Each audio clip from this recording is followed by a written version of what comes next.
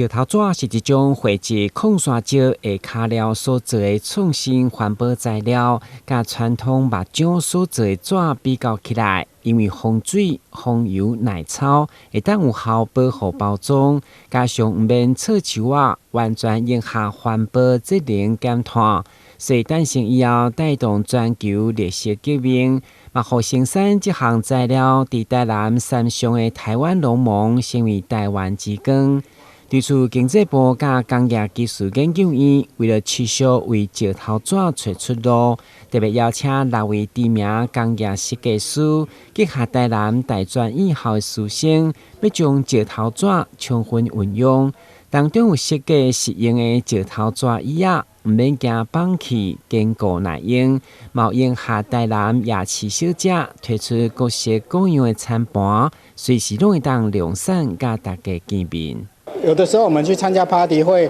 除了食物之外，还有一杯饮料。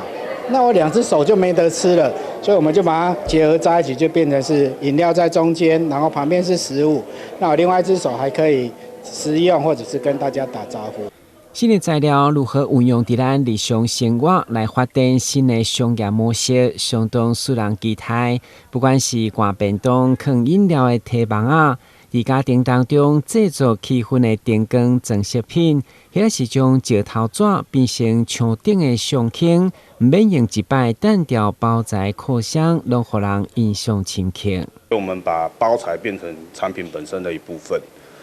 那它就是一个画框了。那为什么选用石头纸呢？是因为它的相对比起来，它跟其他纸质，它的耐候性更好，然后强度也更强，也不吃水，不亲水。石头纸除了台湾创新的开发，也有高附加价值，因为设计师已经做到将石头纸当作特别工艺入门材料，会当家己动手来学。那我们就可以透过石头纸这样的材料来切入我们如何学习编织的这件事情，所以我们很简单的做成材料包，它就可以去学习你如何编织。那如果想要进阶的时候，我们可以再选择竹材、藤材来做这样子的进阶的使用。该展览对8月10号开始，一直到9月15号，选伫100年的古厝，感受新的科技产物，嘛，互人看见新旧融合的水。台南新闻管制采访报道。